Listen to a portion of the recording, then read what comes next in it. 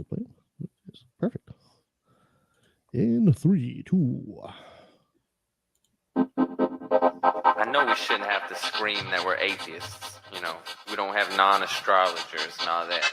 But with the religious people taking over the world, I mean, we can either speak up or be pushed into a corner. I'm proud to be an atheist, a skeptic, a non-believer, an infidel, a heathen. I call it how I see it. I say it's ignorance and you just call it faith in unsubstantiated claims. That's something to be ashamed. I'm an atheist. Coming at you live from Vancouver, BC and Washington State. This is Left of the Valley 2.0. My name is Kevin, and I like to borrow money from pessimistic people because they really don't expect it back. Good idea. I thought of that. Yes, I know, right? Joining me is the lovely Christine. Hi, Christine. How you doing? I'm doing great. How about you? Well, you know, still alive, can't complain. Even if I did, who would listen? I'd probably listen for a minute or two, or pretend to anyway. Appreciate it. And today we're going to have a very interesting show because we're going to talk to a story we've been following for quite a while, and I really feel that's a story we should not let go. It's about more about the residential schools. I should say the residential school scandal, Canada's shame, and I really feel it's a story we should not let go. So, with us we have Pixie Wells. Hi, Pixie. How you doing? I'm doing okay. I'm glad to be here today to speak on this very important matter, and you're absolutely right. We need to make sure that we are keeping this story at the forefront, and people are hearing the message from our survivors and our nation. So thank you for having me today. I just want to acknowledge, before we get moving, I want to acknowledge the traditional unceded territories that I'm coming to you from. I'm coming to you from the land of Sumac and Mathakwe people, and also the chosen home of the Fraser Valley Métis Association. I am the interim president for the Fraser Valley Métis Association. I am also the two-spirited LGBTQI rep for the Fraser Valley Métis Association, and I do consult with other organizations across our nation, across Canada, on two-spirited LGBTQIA plus issues. Tell me you don't all have all that in your business card, right? Not quite. We're getting there. And I just want to scroll, you have to unroll a scroll.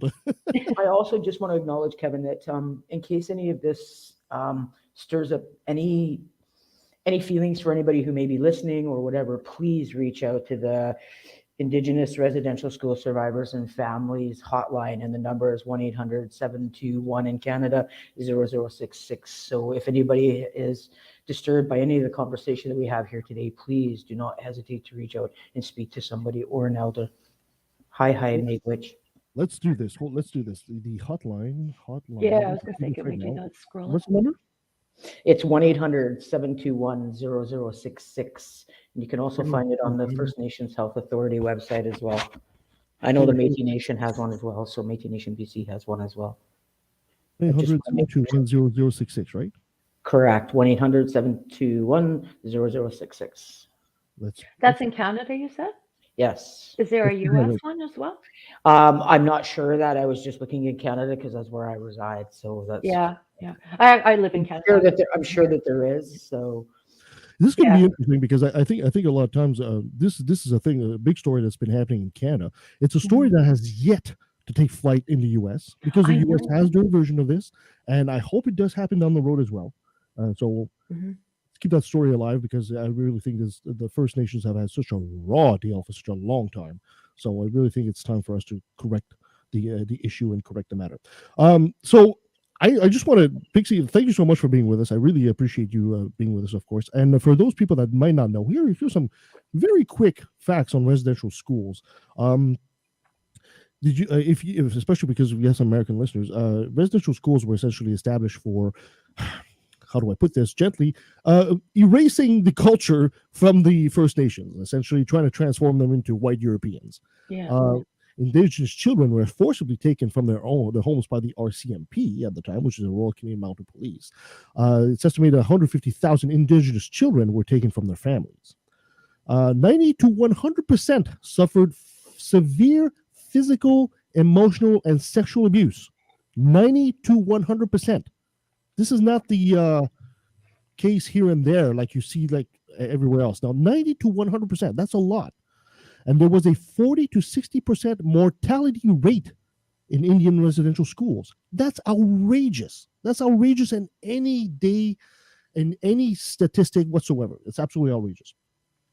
The residential schools date back to the 1870s, and over 130 residential schools were located across Canada, and the last school closed was recently as 1996. So this is not something that happened in the 1800s, and you think, oh, that's history that's past. No, it's I fair. thought it was the 70s, so I didn't No, realize no, 1996. 1996. Wow. Okay. Yeah. 2/3 of Canadians believe, and 4 in 10 strongly believe, that Canadians with no experience in Indian residential schools have a role to play in reconciliation between Indigenous people and all Canadians. And I agree. It should be more than 2/3, but 2/3 is still a good number. So, Pixie, let's talk about your story. You want to give us a quick background as to where you come from, how you were raised, and all that? Well, unfortunately for me, I wasn't raised in my culture. I called myself the lost children. I wasn't the stolen children of the survivor and residential institution grabs or the 60s scoop. I'm a lost child. We didn't speak about it in my family. And it wasn't until I was about 40 years old when I started doing some research and digging and realized that I was actually Métis, and then trying to connect myself to that cultural piece was tough because it's really tough to connect sometimes and really figure out where you fit in and finding yourself and finding your place in that as well. And having a voice and being able to feel comfortable enough, because you don't feel like you're Indigenous enough or Métis enough, or because you came to it at so late in your life. It's really hard to catch up to those people who have lived it and have been in it for their whole life. So it's an interesting story. And this was part of residential institutions. I don't call them schools. I call them institutions, because that's exactly what they were. They were institutions to, in a lighter sentence, in a lighter word, is to erase the Indian out of the child. And that was what they were meant to do. They were meant to actually eradicate our race. Right. So really, that is the true story. And this is where we need to look at truth, reconciliation, justice, and healing. And these are the messages that we took forward to the Pope. First of all, we need the truth, and we need the records of all Indigenous children who went to school. The Métis story has kind of been missing for a long time, because a lot of Métis children did go to residential and day schools as well, institutions. So and went to Indigenous hospitals.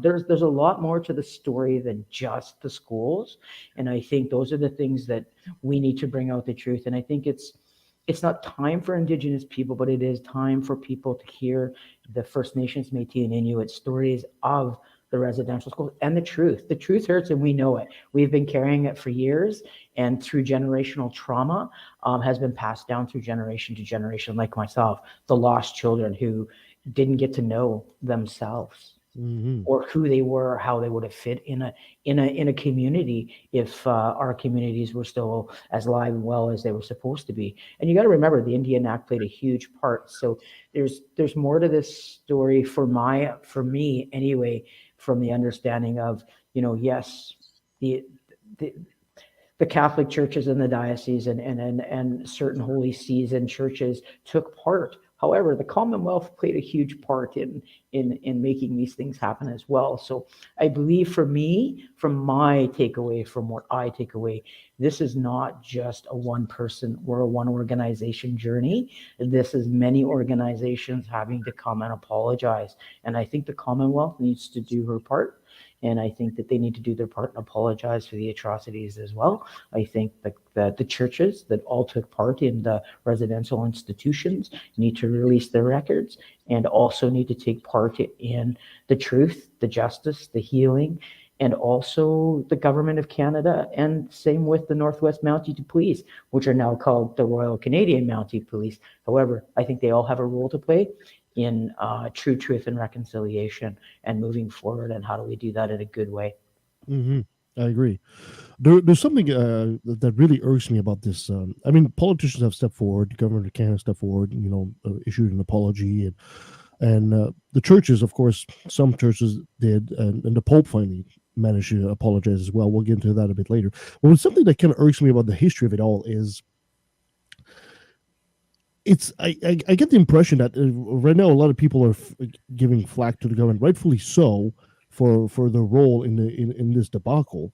But it's I get a feeling I'm not historians, but I get a feeling it's not like the government at the time were basically saying, "Oh yeah, just go ahead and beat up these kids," right?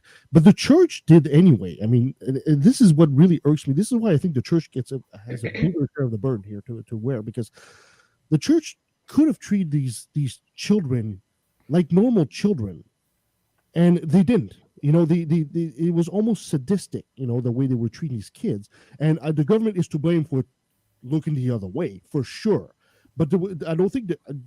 Do First Nation feel that there was complicity, like 100% between government and the church when it comes to these kids? From my understanding and the way that I see it, absolutely. The Commonwealth was our Commonwealth, and the Roman Empire. When you look at it, and they took us to the Vatican, and they took us around some churches. And when you look around Rome, and you look around, and you see these great, huge statues of the Roman Empire. I mean, when you look at it from a perspective of from an Indigenous person, really all it showed me is that there was more consensual about who's right and who's wrong, and who's the leader and who's not. And even in some of the paintings that maybe world famous, when I looked at them, that's what I got.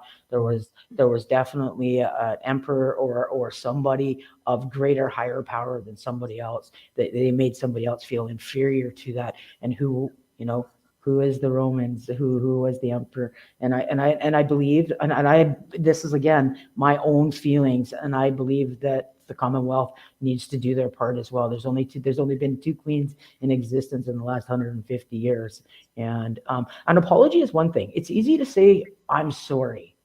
Yeah. But where's the action behind the sorry? As you said, Kevin, there's been many churches that have apologized. Mm-hmm. But what have they done as far as true truth and reconciliation? Have they opened healing centers? Have they allowed the Indigenous people to create their own healing centers and be? No, nobody's done that yet. So we're still missing a huge part of that cycle of allowing ourselves to be ourselves, but also have the engagement of the government, the churches, or the financial means to be able to do it in a way that is culturally appropriate for us, not culturally appropriate for somebody else. I agree. Yeah. I mean, the worst part is they're missing a huge opportunity, because right now we do know there are some some reservations out there where some First Nation people are living in miserable conditions, and we're talking they don't even have clean water. So if you were a church and you're the Catholic Church and you're sitting on a ton of money, how good of a PR move is it to walk in there and put a new water system in there for those First Nations as a way to apologize? That's a huge PR move, and it would be amazing for them to do so. It'd be like two birds, one stone right there. You just made friends here. They won't even do that. It's to the point where they won't even open their own coffers. What they do is instead, as they're using some fundraising. So they're getting money from their parishioners because they won't even dig into their own coffers. Well, see, and I've heard that, and I know that for a fact that there has been some fundraising to that extent. However, I think my journey over there was to listen to the Pope, to take in the experience of our survivors and give voice for the lost children and also the two-spirited ones. We had our own governance systems and stuff long before colonialization, and we need to get back to some of those practices. And within that money that you talk about comes that health piece, and I think that the church needs to open. And I don't know much if it's, though they definitely need to open their wallet. However, I think it needs to be done in a very informed way, in the sense that it's Indigenous led by the delegation or by chosen delegates of each nation, to make sure that we're following through on the truth, the reconciliation, the justice, and the health piece. The health piece is going to be the hugest part, is creating that trust, and also creating that feeling of belonging that has been taken away, and those practices that we now are just starting to get back to. However, again, it's our turn, I think, and we need to do some work legwork for ourselves as well over here, coming back to Canada, and not knocking on the doors, but saying, hey, listen, this is your time to work with us and walk with us in our communities. I live in Abbotsford, and BC, and when I look around the city of Abbotsford, I've been here most of my life, and I look around the city of Abbotsford, and we have pretty much a church on every corner. We have huge mosques, Sikh temples, and I have nothing against any of those things. However, we do not have one Indigenous cultural center in our city. Wow. Now, there's something wrong with that when we look around the country where, and, again, if we look at the Indian Act, which was made by, and it wasn't made by the church. So who brought in the Indian Act? Our Commonwealth brought in the Indian Act. So when we look at the Indian Act and we look back at some of the stories and the atrocities in the Indian Act, you couldn't have friendship centers within, I think it was 100 miles of each other. So that's why they're so far spread out. And we can't open a friendship center in Abbotsford because there's one in Mission. We can't call it a friendship center. So these are atrocities that are still happening. As you look at the pins I'm wearing, like we're still talking about our stolen and they call it unnamed graves or unmarked graves. That's not an unmarked grave site. That is murder in its finest and hidden for long time.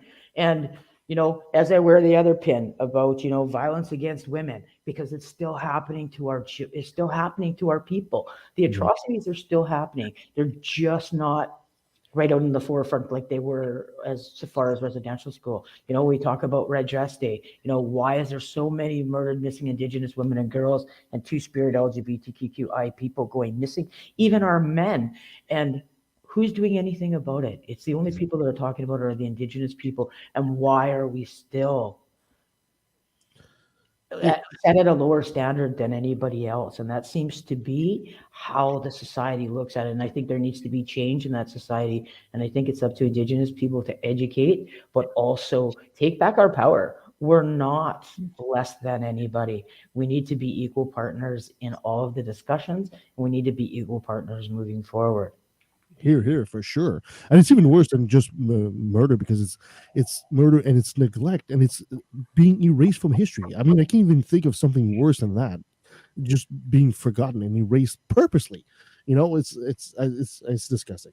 Women being sterilized against their will. Yes, absolutely. And these were and this was part of the erasing of the Indigenous people. So there's lots of atrocities that went on and took place that people still to this day are not talking about. And these are the things when we talk about true truth, we need to get to the true truth. And we need to hear the truth. And the truth does hurt. And it is going to hurt probably many people who belong to certain organizations or Catholic or Protestant or whoever, these people, but they need to hear the truth of what their faith brought to our communities. And we're still living that truth because through intergenerational trauma, a lot of us still feel it. And I know they say, somebody will say, well, how can you feel something from your ancestors? It's not that I feel it. It's what it caused my family to do was hide. So what did that do to me? That erased a part of me that now I'm trying to find. Yes, absolutely. I think I call it the unseen Holocaust, because everybody talks about 6 million Jews, the Holocaust, but First Nations as people suffered way worse than 6 million. And nobody talks about it. They've suffered way more than 6 million people lost over time like this. I know the Jews, it was like in a brief moment in time, but still. It's well, hey, I don't want to trivialize the Holocaust. No, of course not. But I believe the words we used was cultural genocide. When absolutely, and it still goes on today. That's a fair way to phrase it. And it's still going on today, and that's the problem. Yeah, we're still not treated as equals. And from my experience and my understanding, the Indian Act needs to go for First Nations to be able to, take title of their own land. Like, yes, they were given these spaces to create homes, but when you've got 300 or 400 people that belong to a First Nations group of individuals, let's just say, I'm going to use some math, and I think there's 400 of them out there on that land reserve.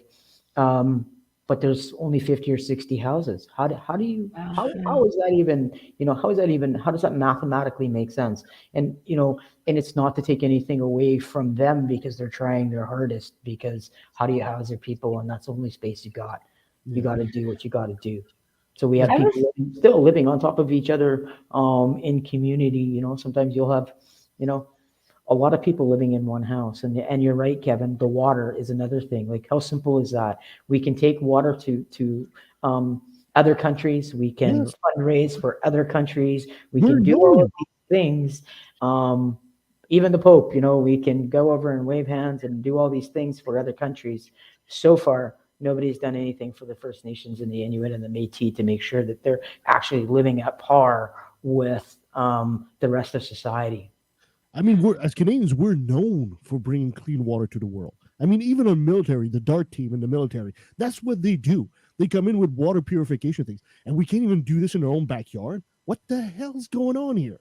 This is just not right. No, it's not right, and we need more people like you and Christina to bring those points forward, that it's not right. And and as nation to nation to nation, we need to stand shoulder to shoulder to shoulder, and we need to stay united, because united we stand. United, if we divide, we'll probably fall, and we won't get the things that we need and require to move forward as nations and to heal our people. It's going to take many years. Indigenous people look 7 years back and 7 years forward. So we still got, for me, 7 years forward is a long ways away yet. And and at this point right now, we're still at baby steps. Yeah. Yeah, and I think back when I was a kid, I remember going to school with high school, with a young lady whose aunt had been sterilized. So we know this shit.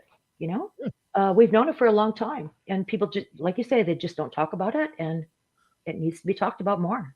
Just like we were saying a few minutes ago, that people think, oh yeah, this happened in the 1800s. No. This is very recent. Then look at Ireland too. Same shit's going on in Ireland. Right. It's and it's not that old. Like, people think, and you're absolutely right, Kevin. People think that this happened way back, why don't they get over it? It's still being done to this day, even though we don't have the 60 scoop in that term of the 60 scoop. Now we have the millennial scoop.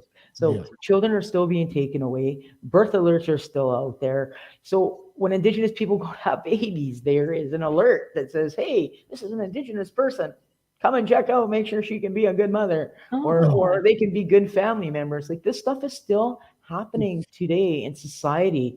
And, and these people, there's one or two of them that may speak out. Some of them aren't brave enough to speak out because they're afraid of the consequences of, what may happen to them, in a hospital, or some of them are afraid to even, acknowledge that they are Indigenous because of any nation, because they're afraid of what the treatment they may get. That's absolutely outrageous to think that, I'm just trying to put myself in those shoes there. That, imagine the day my daughter is born, I'm at the hospital, all of a sudden somebody from the government comes in, we just want to check to make sure you'll be a parent or something. I was like, what the hell? Get the hell out of here. What the hell are you doing here? Well, they actually do a home visit if it's your first child. A couple, 3 days. Really? I've never seen that. Really? Yeah, this is not quite like this is not quite. Yeah. This is more a supportive thing, right? More suppression and more making sure that as a first, I haven't had children, so as a person who, as an auntie, and seeing my first nephew being born, nobody came into that room to make sure that those parents were prepared and had a crib at home and had things at home in place and had everything in their cupboards. Nobody came in there. Yeah.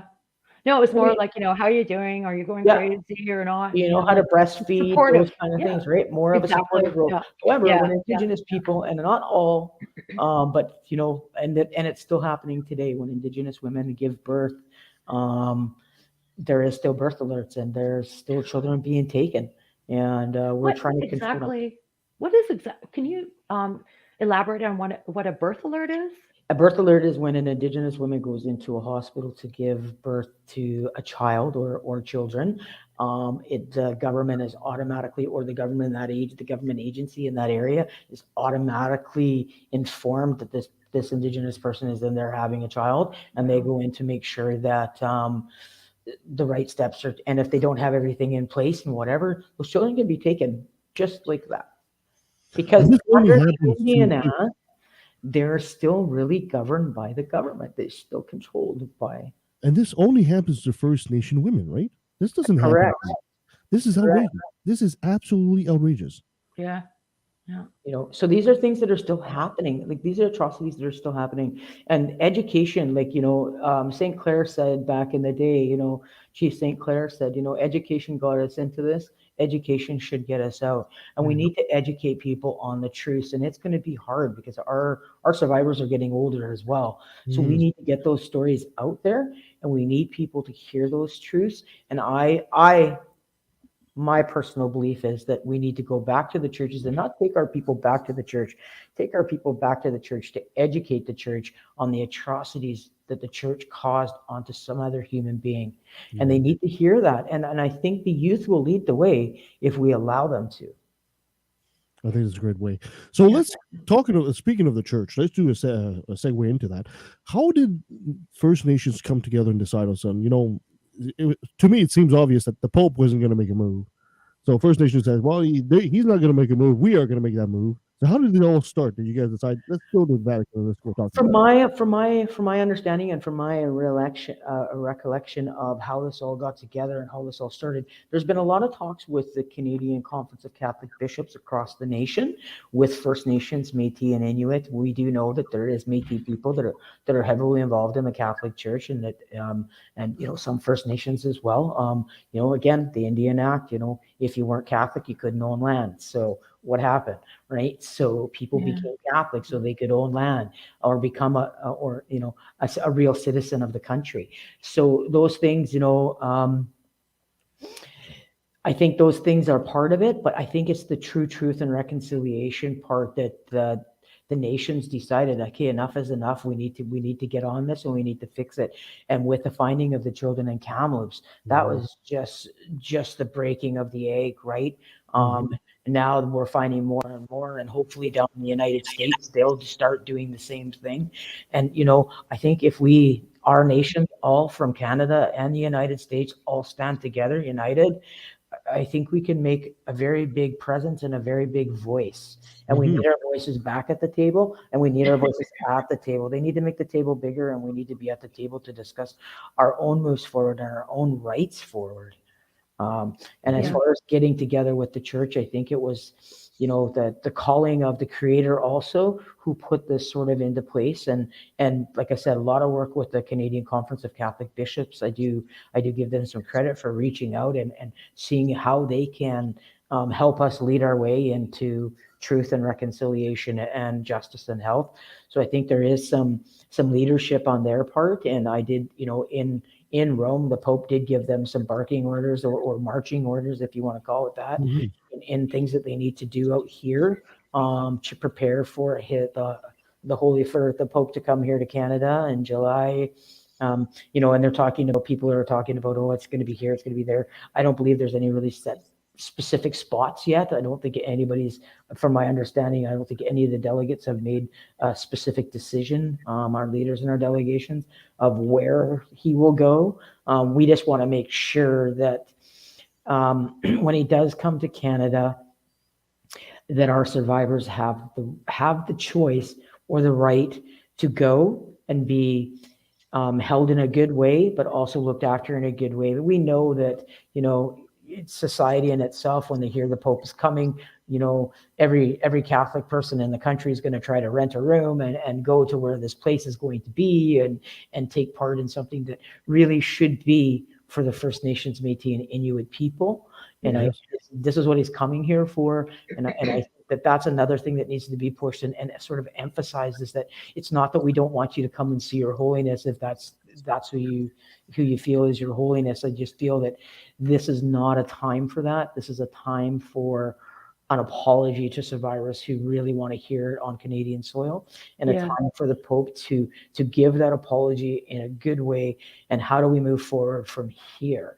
Because I do know, like, a lot of people have talked to about, I hearing on the radios, oh, they took him gifts and they took him this and they took him that. Those were not gifts. Those were leave They behind. had symbolic meaning. And everything was said in, for the Métis Nation anyway, in our delegation, everything was specific to why we took it. There was a reason why, and it was each piece was a little jar more to, hey, don't forget. Hey, don't forget. Because we've been the forgotten people for so long. But don't forget, we're here and we will come back. It's a trip to Rome, right? Yeah.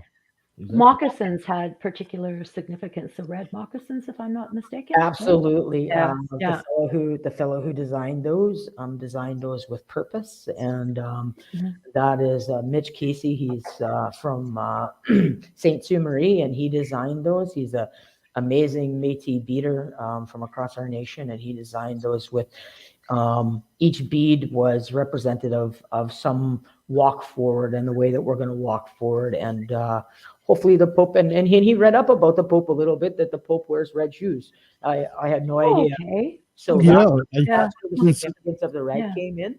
And also for us, for Indigenous people, and I looked at it as a symbolic, as well as that not just the Pope wears red shoes, is that our ancestors, and we believe that our ancestors' spirits can only see the color red. So I felt that he chose that color for another reason as well. So the ancestors that were behind us, who are pushing us and propelling us forward, can walk with us in that walk and see that walk. So that's what I hold also from the meaning of the red slippers. And Mitch Casey has much more meaning to it than that. Yeah, because like I read there was another interview with you, and you had said something about we walk together. Right. Yeah, and I really love that. Yeah. Well, and And the that's gift the of only way, the, yeah. and that's the only way that we can do it. We have to walk together now, and we have to do it. And hopefully our youth are becoming stronger and stronger and stronger. And hopefully that our youth will bring us out of this. I believe so. Hopefully. Yeah. And I know from an Indigenous perspective, First Nations, Métis, or Inuit perspective, but I'm speaking on a Métis perspective, our youth are strong and fierce, and they want reconciliation and they want truth, right? We can't have reconciliation without the truth. The truth has to come first. Yeah. I know it's going to be hard, and people are going to bleed and people are going to cry, but we're still crying. We're still hurting. Our nations are still hurting. Yeah, and people really need to get over this horrible image that a lot of First Nation people suffer from. For example, you might not know, but in Ontario, around the Simcoe area, there was a cartoon that was published by a local newspaper when the Pope apologized, and he basically said, "I'm sorry" in the cartoon, and there was a First Nation woman and man in the cartoon that said "how sorry," and sorry spelled with a dollar sign. Right, the S like a dollar sign. It's like, you got to be kidding me. You got to be fucking kidding me. Oh, I'm sorry. You got to be freaking kidding me here. I mean, these people have suffered for so many years, and you guys are just looking at this as like an opportunity to just. I thought you were talking about the Catholic Church having the dollar sign. No. That's. We're sorry. Give us your money. See, right? and this is what everybody believes, that we want money. Yeah. It's not money we want. We need to take control of our own nations, and we need to be able, yes, financially, yes, we're going to need some help to be, held at par and at equity with the rest of the nations. However, we also need to be having recovery centers for our own people. We need cultural centers so that we can bring people back to their culture. The ones who choose to come back, some may not, some may be okay with where they're at, and that's fine too. But we need to have the option. We need to be able to have that. And the church, I believe, from my understanding and the way that I feel about it, I believe the church can help in that way. The Holy See has a ton of money, and it's not that we want money. And they say, oh, well, write for this and you can get $40,000. $40,000 doesn't erase it. $40,000 doesn't bring back your culture. $40,000 doesn't bring back clean water. clean water. Yeah. $40,000 doesn't bring back a lot of the atrocities and the things that have happened throughout the years, and the way that people feel about Indigenous people. You know, a lot of people still feel that Indigenous people are below them. And I believe in my own heart of hearts, that is why we still have murdered missing Indigenous women and girls and Two-Spirit LGBTQIA+. And if you look at our men even going missing at an alarming rate now as well. Why is that? Is because people feel that we're a less than person than because that's what society's taught them. Mm-hmm. And I wanted to ask you what you think about Americans, like America and how they're, I say, I would have to say they're pretty much ignoring, you know? Well, I don't know. Like, are you connected to American groups as well? I try as much as possible to learn as much as possible because some of my roots do come from long before they put the border in. Oh, yeah. My family was in Montana, North Dakota, Lewistown, came Mm-hmm. from Okay. a settlement in that part of Turtle Island there. So my family came from there. And yes, I try as much as possible. However, I think that government's a little more stubborn. And but I Putting it mildly. Well, why doesn't the media? I mean, the media will talk about all kinds of ridiculous crap, but they do not bring attention to, nobody wants to be held to their faults, and this is the problem I think with government and with the Catholic Church. Nobody wants to stand up and say, hey, we made a mistake. And I think that Yeah. until that happens, an apology is one thing. Like I said, it's easy to apologize. I could sit here and swear and say, oh, sorry, Kevin, but then I could turn around and do it again, right? So it's Yeah. easy to apologize. Those words are easy to come out of your mouth. What is the action that you're putting with those words that are going to make those words solidified in somebody to understand that, hey, maybe we are taking the right step, or maybe we are making the right step. Yes, we don't expect this to happen in, I don't expect this to happen in 2 weeks or 3 weeks, or when the Pope comes to Canada in July and, all things are fixed. We know Yeah. that's going to happen. But it would be a good start, Absolutely. Yeah. We'd like to, like I Well, said. frankly, it's the expectation, Well, it is the Yeah. expectation when he comes to Canada that he apologizes here on soil. What he brings. Are you confident he'll do that? Absolutely. Okay, I am good, confident good, in that. good. I believe the message that he gave us in Rome will fulfill that. However, I want to make sure that, for me anyway, that when he comes to Canada to give the apology, it's an apology on behalf of the Holy See, not the perpetrators who committed the crime. Of There course is a not. difference. Yeah. There's a difference in the apology. Hmm. It's one thing to apologize about people who made those mistakes, and yes, we're sorry that happened. However, it's still the governance part of who ran the church. And unfortunately, he is the leader right now, so it's his job to step up and apologize on behalf of the Holy See. Mm-hmm. Yeah. And not cover shit up. Yeah. No, and this is where we're at, and we're hoping with the Canadian Conference of Catholic Bishops and with the First Nations delegations leaders and the Métis Nation delegation leader, Cassidy Caron, and also with the Inuit delegation leaders, that we can come to a really good place in keeping our message. This is it. It's truth, justice, health, and healing, right? And reconciliation, because they have to come in that form. Reconciliation really is the last step, really, I think, in the move forward, because that's the part where we take the actions and we reconcile. We haven't got to reconciling yet. We're still at the truth part. We've just cracked the egg. There's no yolk coming out of that egg yet. It's just cracked open, right? Yeah. Like I said, if I heard stories when I was a kid from my, peers or whatever about, we knew. Yeah. Yeah. Pixie, magic moment here for a second. Magic wand. I'm just going to give you a magic wand here. Let's put you in charge here for the next couple of weeks when the Pope arrives. Where would you take him? Where would I take him? Oh, wow, that's a tough question. I mean, aside the guillotine. Wow. Let's just say, where would I take him? Which wheat shop would you take him to? Well, you know what? We can't walk forward together if we're both, trying to destroy each other. So, in that aspect, I would take him to, I would probably take him to Ottawa, and have him stand there with the government, and hopefully the two of them can apologize together. Oh, nice. Love it.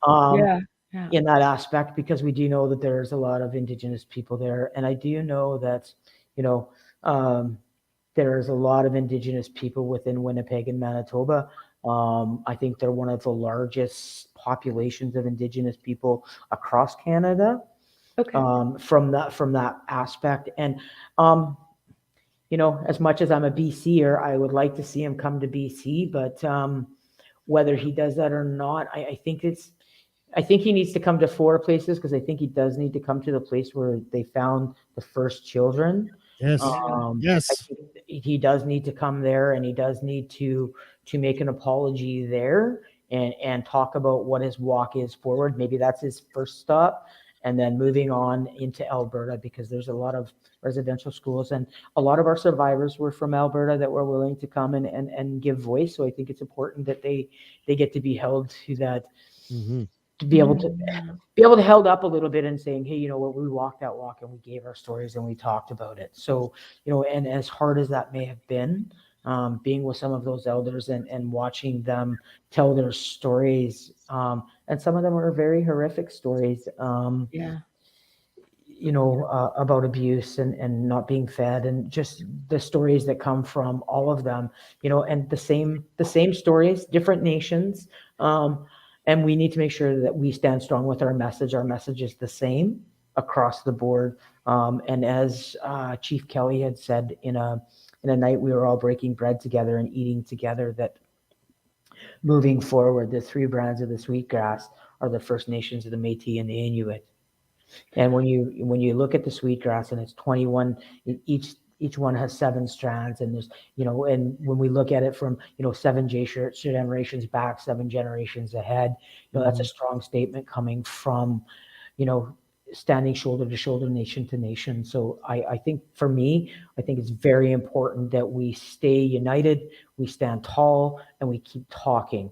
And as a leader and as a person who went, my job now is just started. And where can I go in my own communities and around the province of BC to speak to maybe some of the other Catholic bishops within BC, or some of the other Catholic churches to see, you know, where do they see themselves in helping the Pope make this apology?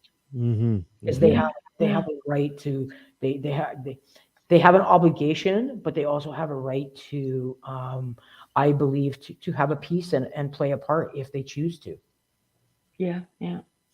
I mean, I know I don't have a say in this because I'm just a white Caucasian French guy, but my fantasy on this, I want to see the Pope kiss the ground where those children are buried. That's what I want to see. Are there still displays of shoes and the like there? Is that was one of my questions too. Absolutely. And I think there will Yeah. be for some time to come, until the Kamloops First Nations decide to make a monument, do some kind of monument there or something, or whether they tear that school down, or what they choose to do with it. But I do believe he needs to go there. I really do believe that, and I think you may be right. You know, kissing the ground, but because it was one of the largest residential schools across Canada, it held one of the largest amount of children, from my understanding. So far, right? Yes, that we know of, right? Yes. So that being said, I think it's an important place to start and move his way out of the country to Ottawa, and hopefully by the time he gets there, maybe the Queen and the government and the RCMP will be standing there waiting for him, all to give their apologies in line as well. If this was to happen, Pixie, you gotta let me know. If this was to happen, if you find out he's going to do that, I will take the day off and I will drive to Abbotsford, pick you up, Pixie, and we will drive the Kamloops, you and I, and we will see this. I want to see this. I want to see this happen. If he goes to Kamloops, I definitely will be there. That is on my to-do list. Right. Making sure as a delegate that we make sure that he comes here in a good way and walks in a good way.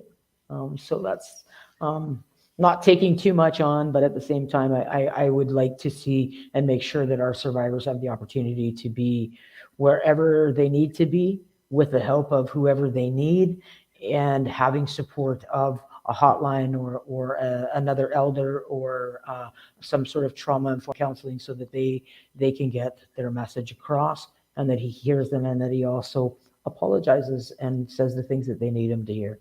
Yeah, exactly. Yeah. Final little question, Pixie. I got to ask you. Can you I have a describe? couple. Okay, sure, that's fine. No, after you. Yeah. What was your experience like? What was it like to go to the Vatican? Can you run us through what is it like to go there to Rome, and is there a procedure? What was that experience like? Well, that experience was definitely, I'm humbled and honored to be asked by my nation to go as a grassroots individual. And that's the voice that I took with me, was from the grassroots, the lost children, and also the Two-Spirit voice. So I was humbled and honored. The experience of going to the Vatican was very interesting in itself. We had they still wear the old suits from back in the day, and it's kind of weird to see that. However, it was very quiet there. We were let in, and I got a picture of. Wasn't supposed to, but I did. Nice. I wasn't supposed to take pictures, but I did a what I call a mischievous picture. And what I did was there was a spot where, when he speaks to people at the Vatican and he steps outside on that ledge or that window, I actually took a picture of that view from my camera from inside. And then I realized when I looked behind me what the big red chair was for. I wanted to sit in it, but I didn't. I didn't get that mischievous. But from my perspective, going to feel that bringing back some sort of a little token, I guess, for our survivors that were there, and that little piece of apology that he started with, I think was, and standing nation to nation to nation, was the hugest and most, that was the greatest part of the whole trip. Don't get me wrong, I saw a lot of nice things and saw, lots of beautiful views and everything, but that wasn't what we went there for. It wasn't a holiday, it was business. And we went there to be business-minded people and do what we needed to do for our nation and walk that walk. So for me, it was a prideful moment to be there, but it was also humbling to see the survivors feel like they were listened to. So, and I think that was huge. And to see the Pope actually give our fiddle players the thumbs up was pretty special, I have to say. Nice. That's nice. So I guess my questions are, what was your upbringing like? Were you raised religiously? And can you explain why it's unique to be Métis in Canada? Well, to be Métis. Yeah, I know the answer to that question, but I want you to elaborate, right? Métis is not a common term in the States. To be Métis in Canada has been kind of a difficult situation for some of us, because we are of European settlers and we are First Nations. So we sometimes fall in that category of we're not quite white enough. We're not quite Indigenous enough. And some First Nations, and it's not all, and and it's taken a long time to get to where we are. We have, we are under Section 35. We do fall under the Section 35 rights, and we are a part of, the three bearing nations of, there's three rights bearing nations in Canada. Could you elaborate on, I don't mean to interrupt, but what is Section 35? Section 35 is the rights for Indigenous people in Canada. Okay. So we fall under that category. However, we don't fall under the Indian Act, which is a little bit different for First Nations. So there's some differences there, and for some First Nations people, I think it might be a little bit hard for them to see that not all Métis people, some Métis people are Catholic and were raised in that Catholicism and believe in it, and still believe that Métis play two parts. We play two roles here. And I think that is maybe some of our voice here. And from my upbringing, my father is Métis. It comes from my father's side, where the Métis comes from. My grandfather was very strong in calling himself Norwegian, not anything else. Oh, From my okay. understanding, we're Korean Norwegian. We came up from the bottom part of Montana into and Okay. settled into Red Deer somewhere. I'm still learning all of this stuff, but my upbringing wasn't Métis at all. My dad was a raging alcoholic, and Wow. whether that had anything to do with, like, somebody asked me, like, did your family go to residential school? I don't know. I couldn't answer Mm, that question honestly. I couldn't tell wow. you that. I can tell you from my father's my watching my father and his experience, there must have been some sort of trauma or something. And knowing that on my mother's side of my family, my uncle was a Catholic priest. Oh, geez. Oh. So Oh, oh dear. how did my father meet my mother? Through the Catholic Church. Wow. Okay. Right. So I come from it's a very interesting, and not that I'm Catholic, I'm not Catholic in any stretch of the means, but I do know a lot about it. He was Mm. my uncle was ordained by the Pope. He many years ago. Yeah. So it's kind of complicated situation. I have However, no doubt. That's why I'm, I don't you know, take catechism. yeah. I don't. I very much follow the Creator and that spiritual guidance.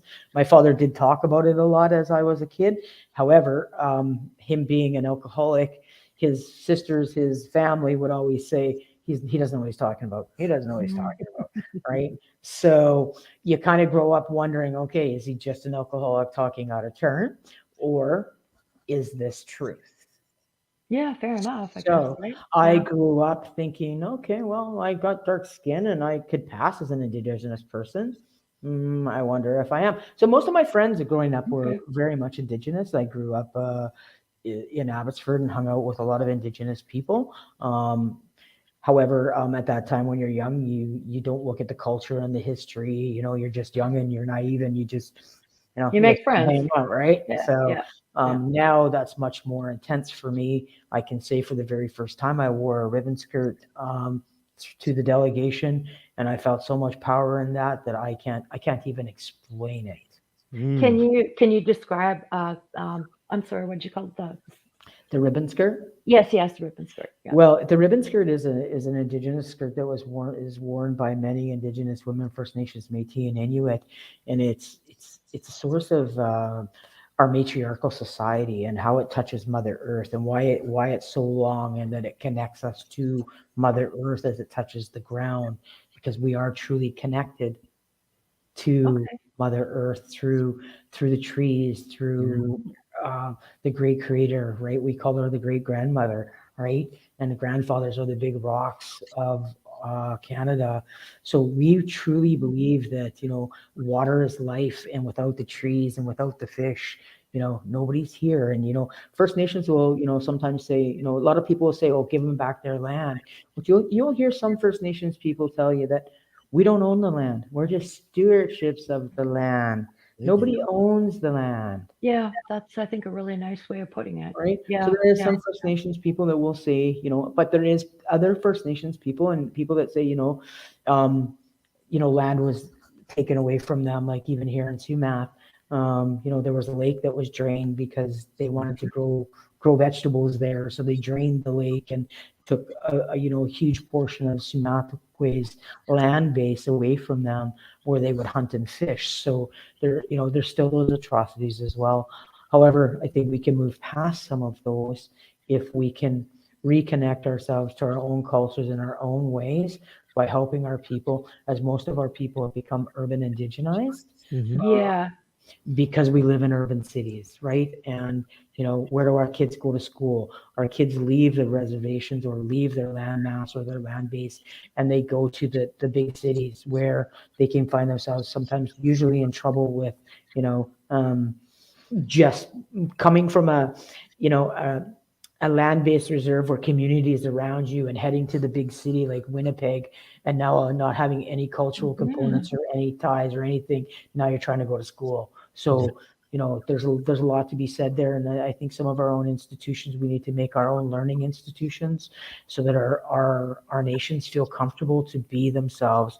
And I think all institutions need to open that door to indigenization and indigenizing their platforms, and telling the truth of Canadian history, not the history Yeah. that we've portrayed ourselves to be. This, wonderful country. Yes, we're a wonderful country, but we have things in our closet that we need Yeah, to bring absolutely. and Yeah. and heal from, and we all need to heal from them. And I think, for me, I think the church needs to heal as well, and I Hmm. need to hear the truth, and I think their youth need to hear the truth. And so for me, like I said, I have a lot of work to do. This is just the start of it. So let's quickly So remind. no religious upbringing then. And then Would you say? pardon me, Would you say you did not have a religious upbringing, or I did not have a religious upbringing. okay, No. but you believe in a higher I, power? I believe in the creator and a higher power. Absolutely. That was my focus from even when I was a kid.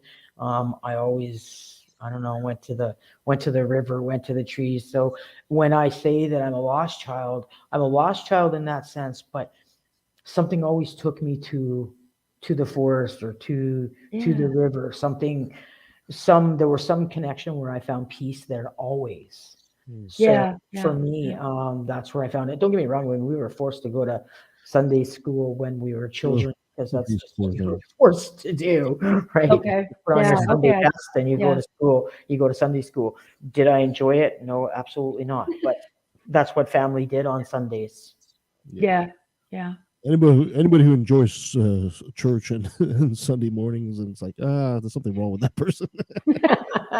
Well, I think each to their own. And like I have a drum group that I go to every Saturday morning. That's my medicine. That's where I go to get my medicine for the week.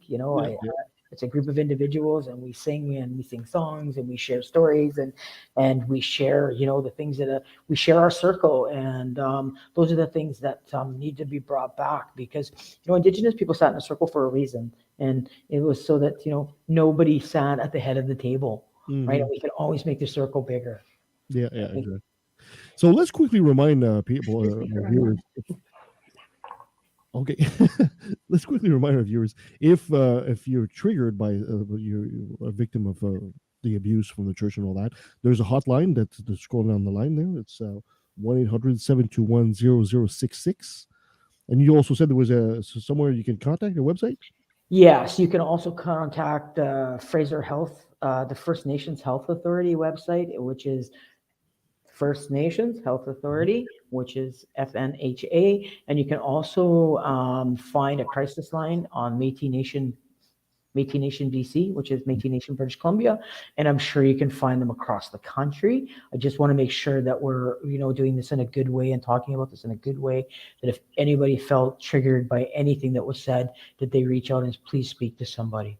Yes, that's very important. Pixie, one last question I got to ask.